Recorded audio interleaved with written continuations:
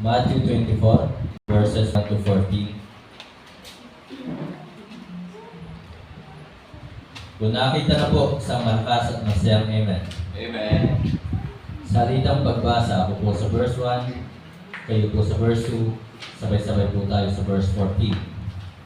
Verse 1. And Jesus went out and departed from the temple, and his disciples came to him for to show him the buildings of the temple. Verse 2, kayo po. And Jesus said unto them, See ye not all these things? Verily I say unto you, there shall not be left there one stone upon another, that shall not be thrown down. And as he sat upon the Mount of Olives, the disciples came unto him privately, saying, Tell us, when shall these things be? And what shall be the sign of thy coming, and of the end of the world? Verse 4. And Jesus answered and said unto them, Take heed that no one deceive you. For many shall come in my name, saying, I am Christ, and shall deceive many. Verse 6.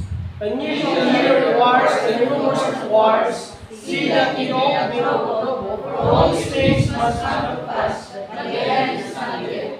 For nation shall rise against nation, and kingdom against kingdom, and there shall be famines and pestilences, and earthquakes in divers places. Verse 8. All these are the beginning of sorrows. Then shall they deliver you up to be afflicted, and shall kill you, and ye shall be hated of all nations for my name's sake. Verse 10. And there shall be divided, and shall betray one another, and shall hate one another. And many false prophets shall rise, and shall deceive many. Verse 12. And because iniquity shall abound, the love of many shall wax cold. But he that shall endure unto the end, the same shall be saved. Verse 14, or together ready with. And this gospel of the kingdom shall be preached in all the world, for a witness unto all nations, and then shall the end come. Tayo po lahat ay yumuko, pumiti, tayo po ay manalangin. Dakilang Diyos na makapangyarihan sa lahat. Muli, kami po ay nagpupurit, nagpapasalamat sa iyo, sapagkat ikaw ang aming Diyos na dakila at hindi nagbabago mula noon, ngayon at bukas. Tunay kang tapat sa iyong mga salita. Dalangin ko po sa gabing ito. Kami po ay humihingi po ng kapatawaran sa aming mga pagkukulang, mga kasalanang nagagawa laban sa iyo, sa isip man, sa salita o sa gawa. Patawarin mo po kami, Ama, Banal Espiritu, patawad. Patawad na minsan hindi po namin nasusunod ang iyong kalooban. Yes. Minsan napapabayaan po namin ang pagbabasa o pag-aaral ng iyong banal na salita. Patawarin mo po kami, Ama. Salamat, ikaw ang aming Diyos na mapagpatawad. Salamat sa mga biyaya na patuloy mo po pinagkakaloob sa bawat isa. Salamat sa protection, sa provision. Salamat na kami po ay ginagamit mo para sa inyong kaluwalhatian. Salamat sa gabing ito na huli ay makapag-aral ng inyong banal na salita. Dalangin ko po aming Diyos, itago mo po ako muli sa inyong pong likuran. Wala akong ibang hinahangat, kundi ikaw ang siya may taas, ikaw ang siya makilala, at ikaw ang mabigyan ng kaluwalhatian. Banal na Espiritu, kayo po siya mangusap sa puso ng bawat isa. Ama, sa gabing ito, amin din po dinadalangin sa inyo. Kawaan mo po't kahabagan ang Jerusalem. Ikaw mo po ipagkaloob ang kapayapaan sa Jerusalem, kaligtasan po ng mga taga-Israel. At sa gabing ito, kami po ay nagpupulit nagpapasalamat sa iyo na ang aming pong kapatid na si Adrian ay nagse-celebrate ng kanyang karawan. Pagpalain mo po siya sa kanyang buhay, spiritually, physically, financially, at ingatan mo po ang kanyang pong magulang. Salamat po, Ama, sa gabing ito. Aking binabalik sa iyo at pinagkakatiwala ang lahat. Ito po ay aming dalangin sa pangalan po ng aming Panginoong Jesus. Amen. Magandang gabi po, mga kapatid, mga minamahal. Ang ating Panginoong Jesus, sinasabi po ng Bible na talagang siya po ay malapit na bumalik. At nakasulat po dito sa Bible ang mga palatandaan kung kailan po siya muling babalik. Maaring wala pong nakakaalam sa atin kailan siya muling babalik. At talagang hindi po sinabi sa Bible kung kailan po siya babalik. At kung ano yung araw, ano yung taon, o exact date ng kanyang pong pagbabalik.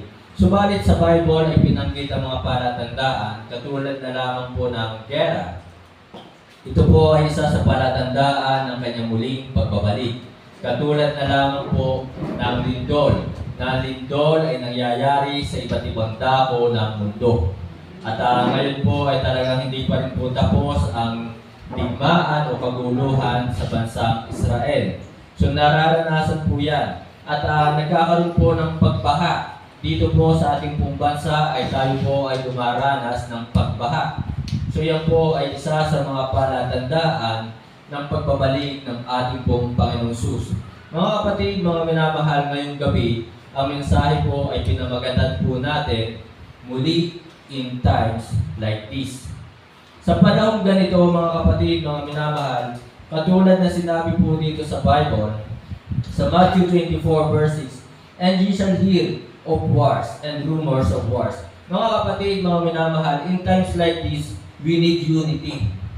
Ang kailangan po natin sa mga panahon na mayroon pong kaguluhan, sa panahon na mayroon din pong kaguluhan sa church, sa panahon na mayroon pong kaguluhan sa bansa, ang kailangan po natin ipakita sa lahat ng tao ay magkaroon tayo ng pagkakaisa. Na sana na maghari pa rin sa atin bilang tayo ay mga Kristiyano ang pagkakaisa. Mga kapatid, mga minamahal, marami pong gawain ngayon ang nag-i-split. Mayroon pong mga gawain ngayon ang nadi-divide. Pero sana, in times like this, ang maghari sa bawat kapatiran ay ang pagkakaisa. At sana sa bansang ito na malapit na ulit ang eleksyon, di ba? Magkakaroon na po ulit ng eleksyon, sana na talaga maghari sa bansang ito ang pagkakaisa. Sana ang mga politician, oo, sila'y magkakalaban kapag araw ng eleksyon. Pero sana, na bago dumating ang eleksyon or after ng eleksyon, sana'y makita sa mga politician ang pagkakaisa. Kung talagang nais nila ng pag-unlad, kung talagang nais nila ay kapayapaan, sana ay talagang makita sa bawat politiko ang pagkakaisa. Hindi yung sila ay naghahangad ng kapayapaan, ang mga politikong ito naghahangad ng kapayapaan, pero sila din naman ang unang-una na pinagmumula ng kaguluhan. Kaya sana dalangin ko sa bansang ito ay patuloy na magkaroon ng pagkakaisa. Hindi lamang sa bansang ito, kundi sana dito bilang tayo po ay magkakapatid sa Panginoon, sana ang makita sa atin ay pagkakaisa, hindi pag-aaway, hindi yung mga pagkakainggitan, hindi yung mga pagtatalo. So mga kapatid, tayo po ay mga magkakapatid sa Panginoong Jesus. Tinanggap natin si Kristo bilang Panginoon at tagapagligtas. Kaya bilang mga anak ng Diyos, sana'y makita sa atin ang pagkakaisa. So mga kapatid, maaaring isusulong or isinusulong mayroong grupo ng mga tao or mayroong grupo ng mga denomination na nais nilang isulong na magkaroon ng one world religion. Mga kapatid, mga minamahal, hindi tayo makikisa. Pastor, kala ko ba kailangan natin sa panahon ito ay pagkakaisa? Bakit ngayon sasabihin ninyo na hindi tayo makikisa sa one world religion? Mga kapatid, mga minamahal, nais ko pong maunawaan ninyo na pwedeng magkaroon ng one world religion, pwede kung talagang sila po ay tatanggap kay Kristo bilang Panginoon at tagapagligtas. Ang nais ng Diyos na tayo po ay magkaisa, na tanggapin natin si Kristo bilang tunay na Diyos. Kaya lamang po mga kapatid, mga minamahal, pinag-iisa nila ang religion sa buong mundo, pero ang paniniwala ay magkakaiba. Mali po yun. Dapat ang tao bilang nais ng Diyos na tayo ay tanggapin natin si Kristo bilang tunay na Diyos, Panginoong tagapagligtas, at ang kaligtasan ay sa pamamagitan ng pananampalataya kay Kristo, na si Kristo ay namatay dahil sa ating mga kasalanan, nalibing at muling nabuhay. Kung hindi po nila yan tatanggapin, kung hindi po nila yan paniniwalaan, na kahit sulong po nila ang one world religion, hindi po tayo makikisa. Amen po ba? Amen. So mga kapatid, mga minamahal, nawawala ang pagkakaisa sa ating panahon. Bakit? Una, mayroon tayong kalaban, that is Satan. So yun po, nang nais ng Diablo, ang nais ni Satanas, na talagang ang mga mananampalataya, ang mga magkakapatid sa pananampalataya, ay huwag magkaisa. Kaya mga kapatid, sana ibantayan po natin ang ating sarili. Sana maghari sa atin ang pagkakaisa. Ang nais ng dyablo, guluhin ang mga mananampalataya. Ang nais ni Satan ay talagang hindi magkaroon ng pagkakaisa. Kaya mga kapatid, mga minamahal, ito ang isa sa dahilan. There is Satan. And there is, pangalawa, there is self-esteem. Na meron kasi mga Kristiyano na talagang mayayabang, palalo, mapagmataas. Kaya minsan sa church, mga kapatid, mga minamahal, nawawalan ng pagkakaisa. Ganon din po sa bansa. Ganon din po sa mga government official. Bakit nawawala ang pagkakaisa? Sapagkat meron po mga politician, hindi ko po nilalahat, meron po mga politician na talagang mayayabang, na gusto nila sila ang bida, na gusto nila sila ang sumikat, sila ang magaling. Kaya minsan, sa mga politician, sa government official, ay nawawala ang pagkakaisa. Dapat hindi po ito maghari sa ating puso yung yabang, hindi dapat maghari sa ating puso yung galit, hindi dapat maghari sa ating puso yung inggit. Mga kapatid, ito yung dahilan bakit nasisira ang pagkakaisa. In times like this, we need unity. So nasisira ito just because of Satan, self-esteem, and then pangatlo, bakit nawawala ang pagkakaisa? There is stubbornness. Stubbornness at Tagalog po, ito po yung katigasan ng ulo, yung hindi po pagsunod. Siyempre, kung wala ng pagsunod, maaasahan pa ba na magkakaroon ng pagkakaisa? Hindi na. Kaya mga kapatid, mga minamahal, sana matutunan po natin na talagang ilugar natin ang ating sarili. Matutunan po natin na talagang sa buhay natin mayroon po tayong dapat sundin. Unang-una sa buhay natin upang manatili ang pagkakaisa, in times like this, dapat nating sundin at maghari sa ating buhay ay si Kristo. Hindi yung ating sarili. So mga kapatid, yun po ang dapat nating tanggapin. At sa church ay meron pong inilagay ang Diyos na talagang meron pong mga pastor, meron pong mga elders na dapat talaga ay sinusunod ng mga young people o sinusunod ng mga bagong mananampalataya. So mga kapatid, ito po minsan ang dahilan, stubbornness, kung bakit nawawala ang pagkakaisa. In times like this, we need unity. Pagkakaisa ang kailangan, hindi yung siraan. Kaya sana, iwasan natin, tanggalin po natin ang crab mentality. Sana, kung magkaroon man ng eleksyon, sana sa eleksyon na darating, ay sana wala tayong maririnig sa mga politikong ito ng mga siraan dito, siraan doon, kanya-kanyang baguhan ang kanilang mga baho. Kaya mga kapatid, lahat naman tayo ay meron tayong kanya-kanyang mga baho. Lahat naman tayo mga makasalanan. Kaya sana, huwag na natin marinig pa sa mga politician yung mga siraan, kanya-kanyang siraan. Kaya mga kapatid, mga minamahal, in times like this, we need unity. Sana tayo bilang mga Kristiyano, laging maghari sa atin ang pagkakaisa. Para bagang sa mga, di ba mayroon pong marathon na, ano ba tawag doon? Yung sa bangka, boat. Di ba? Anong tawag doon? Bangkaton? Yung ba tawag doon? Na talagang sa isang bangka ay marami yung sumasagwan. Marami yung sumasagwan sa isang bangka, di ba? At ang isa naman, tagatugtog lang ng drums. So, pero yung habang tinutugtog ang drums na ito, kung sila'y 10 doon, pare-parehas ang kanilang pagsagwan at sabay-sabay sila. So, makikita doon yung pagkakaisa. Kung meron doon isa na hindi susunod, kung meron doon isa na sasalungat, eh di ba't hindi sila magtatagumpay? Sila ay matatalo. At babagal ang pagpunta doon sa finish line o doon sa kanilang target na goal.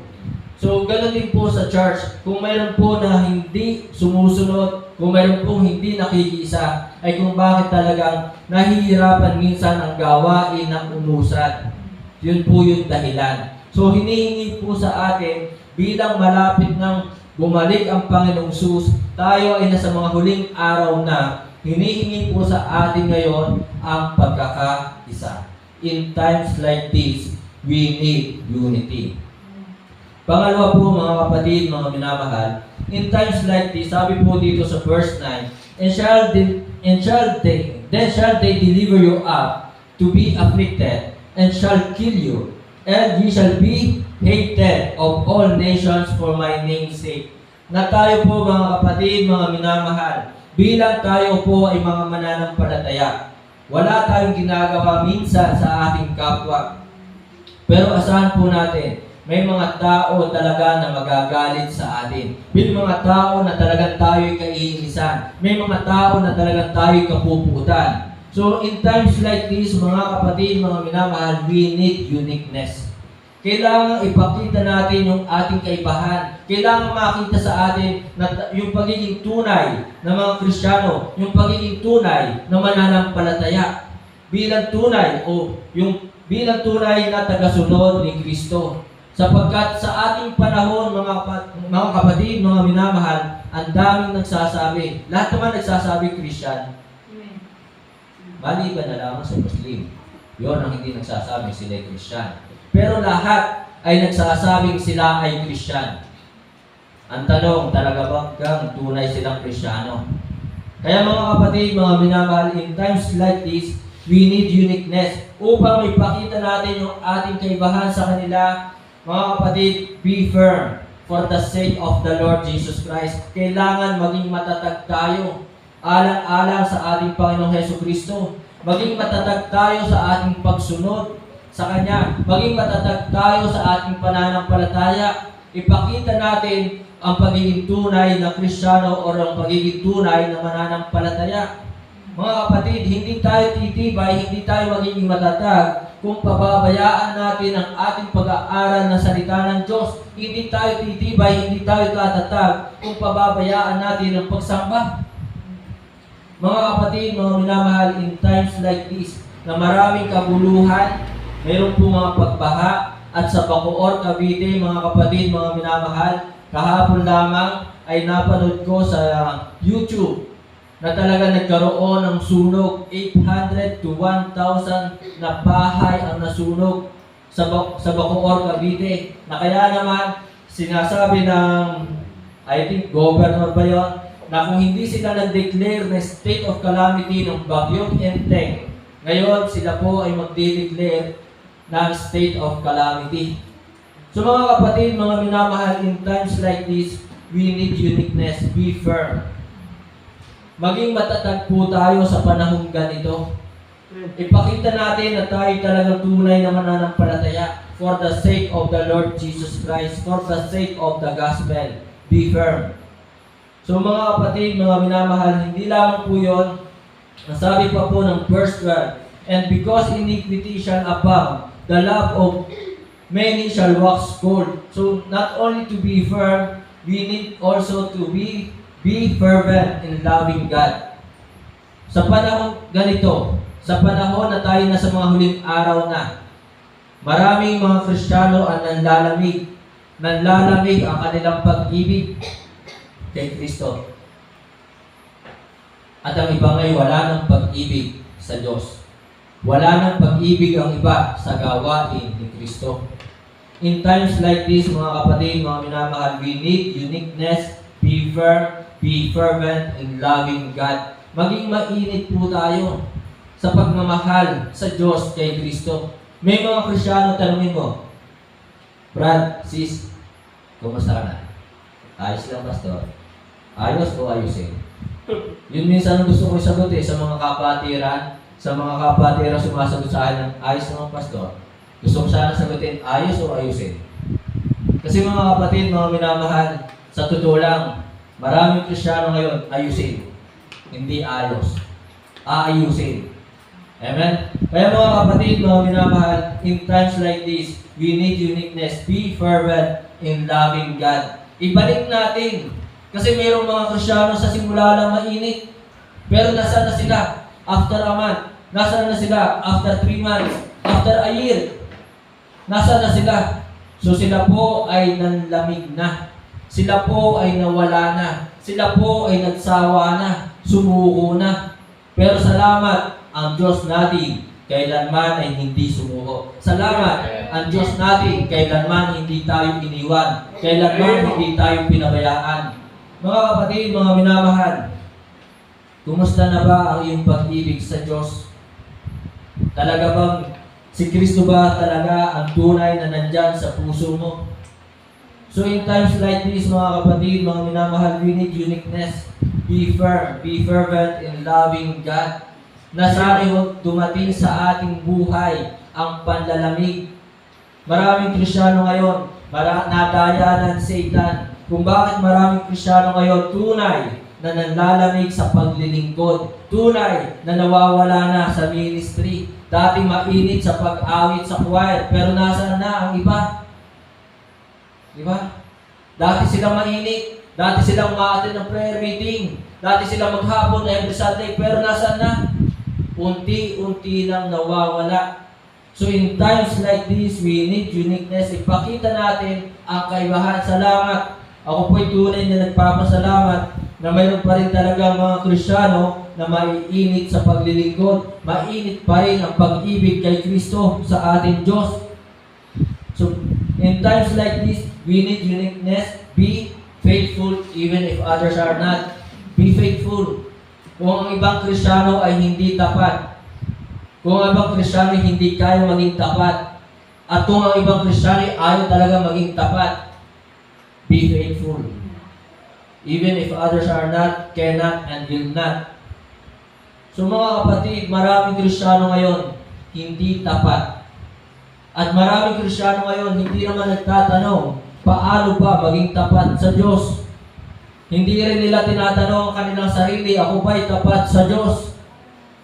So in times like this, mga kapatid, mga minamahal, kailangan natin maging tapat sa Diyos kay Kristo. Malapit na siyang bumalik. So sana sabihin sa atin ng Panginoong Jesus kapag tayo humarap sa Kanya, sana sabihin sa atin, well done, thou good and faithful servant. Pero maraming Kristiyano ngayon, hayahay na lang. Pinababayaan ang pagsamba. Pinababayaan ang pag-aaral ng salita ng Diyos. Pinababayaan ang pagpe-pray. Pinababayaan ang pag-aaki ng kaluluwa. Pinababayaan ang pagbibigay. So kung ganito ang ating attitude, mga kapatid, mga minamahal, hindi sasabihin sa atin ni Kristo na tayo ay tapat. Hindi sasabihin. At sana, kung ginagawa po natin ang pagsambat, pag-aaral, pakikinig ng salita ng Diyos, pagpipray, pagbibigay, pag-aaki ng kaluluwa, sana ginagawa natin to from the heart, hindi pakitang tao, hindi para sumikat. Kasi kahit ginagawa natin ang pagsampa, pagbibigay, pagpipray, pag-aaral ng salita ng Diyos, pero kung ito ay pakitang tao, hindi pa rin masasabi sa atin ni Kristo ng ating Panginoon Jesus na tayo ay tapat. Kaya mga kapatid, mga minamahal, be faithful. In times like this, sana tayo po ay maging tapat. So, kung tayo po ay tapat kay Kristo, may papakita natin sa maraming tao, sa maraming Kristiyano, yung ating kaibahan. Mga kapatid, marami nang hindi tapat. Kaya sana, sumama tayo doon sa masasabing tapat. And then verse 14, sabi nga po dito, sa Matthew 24, verse 14,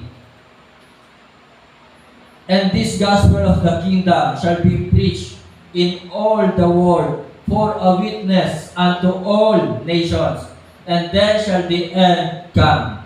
So mga kapatid, upang makita sa atin ang kaibahan, maaring marami ng Kristiyano nagpabaya sa pag-aaki ng kaluluwa at para bagang winawala ng halaga ang kaligtasan. So upang maipakita natin ang ating kaibahan, be fruitful.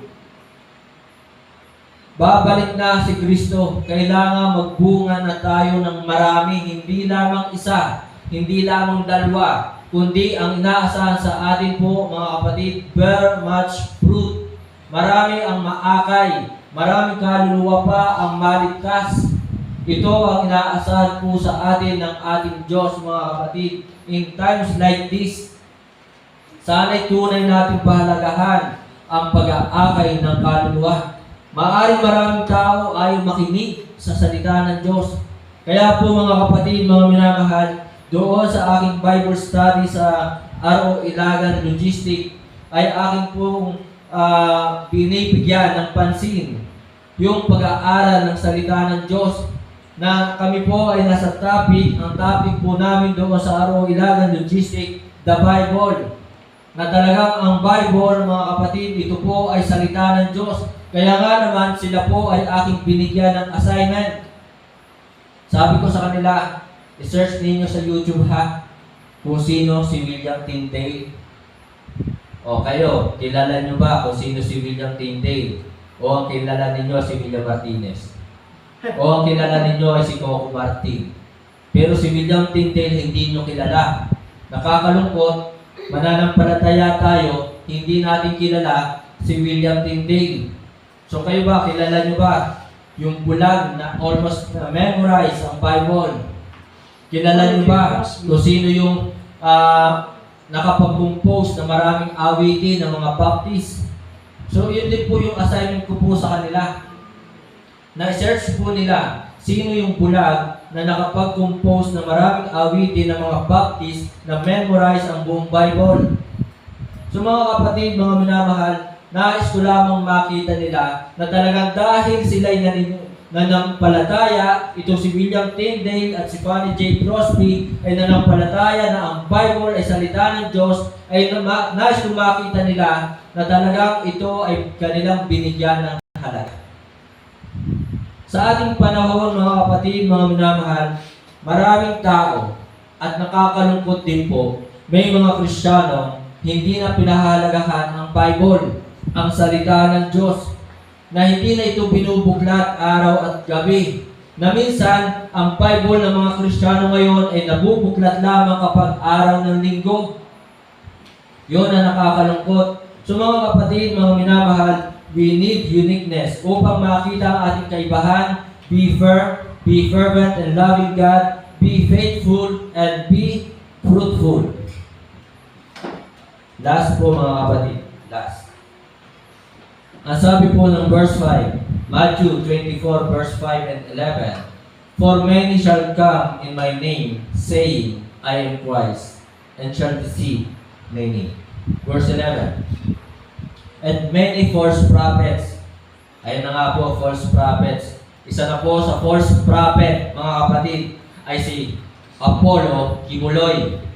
Diba? Isa sa mga bulaang propeta at ipagsisigawan ko, si Apollo Kibuloy. Kung magalit man sa akin, nakahanda po ako.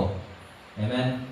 So siya po ay isa sa mga bulaang propeta. Kaya sabi po dito, verse 11, And many false prophets shall rise and shall deceive many.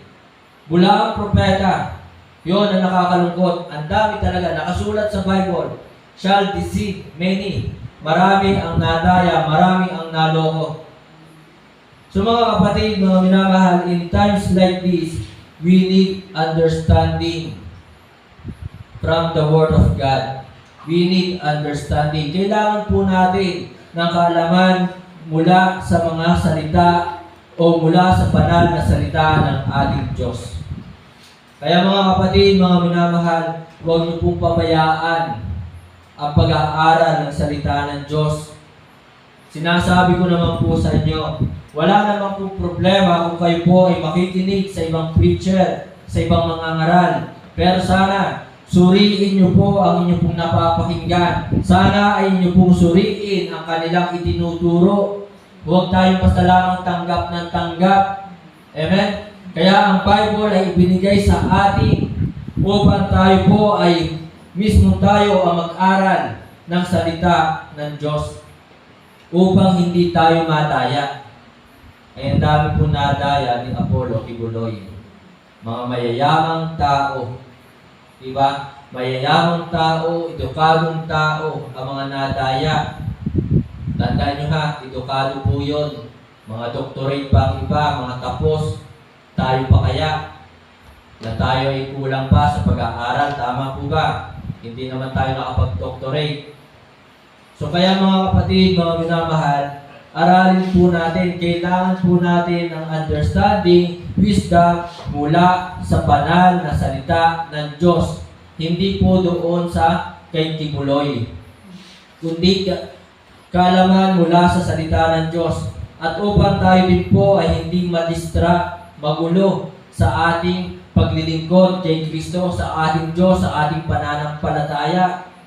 So marami pong ginagawa ang dyablo upang ang mga mananampalataya, mga Kristiyano ay magulo sa kanilang paglilingkod. So may mga Kristiyano talagang distracted sa ating panahon ngayon.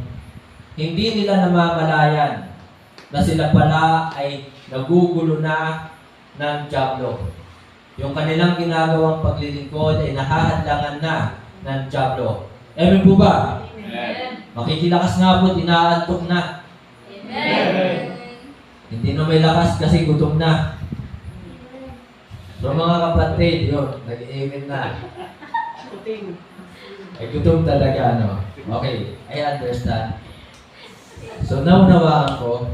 So mga kapatid, mga minamahal, sa panahon po natin ngayon, maraming nadadaya, maraming nadidistract, at dahil sa ating panahon ngayon, ang nararanasan ngayon, marami po ang nangangamba at natatakot, distress.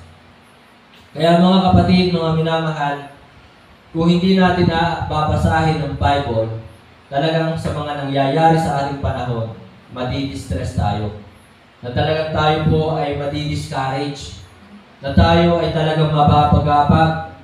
Na tayo ay mawawala ng kapayapaan kung titingnan natin ang mga nangyayari sa ating panahon. Pero kung babasahin po natin ang Bible, tayo po ay magkakaroon ng kapayapaan. Tayo ay magkakaroon ng peace of mind. Tayo ay magkakaroon ng courage or encouragement. Kaya mga kapatid, hindi tayo dapat matakot. Kung nangyayari man ang mga digmaan sa ibang bansa, kung nangyayari man ang mga lindol, malalakas na lindol sa ibang bansa, dito sa atin ay nangyayari ang mga pagbaha. So hindi tayo dapat matakot sapagkat ang lahat ng iyan ay nakasulat sa Bible. Ang lahat ng iyan ay nakasulat sa Bible. Kung mayroon mga virus, hindi tayo dapat matakot sapagkat ito po ay nakasulat sa Bible. So in times like this, mga kapatid, mga minamahal, we need understanding from the Word of God. Kailangan natin ng kaalaman, karunungan mula sa salita ng ating Diyos. Kaya mga kapatid, mga minamahal, sa panahong ganito, panghawakan po natin ang mga pangako ni Kristo. Panghawakan po natin yan. At sa panahon na malapit nang bumalik ang Panginoong Sus, sana'y makita sa ating patuloy tayo na naglilingkod para sa Diyos. Tayo po lahat ay tumayo. Tayo po ay tumayo. Tayo po ay umuko, bumikit, tayo po ay manalangin.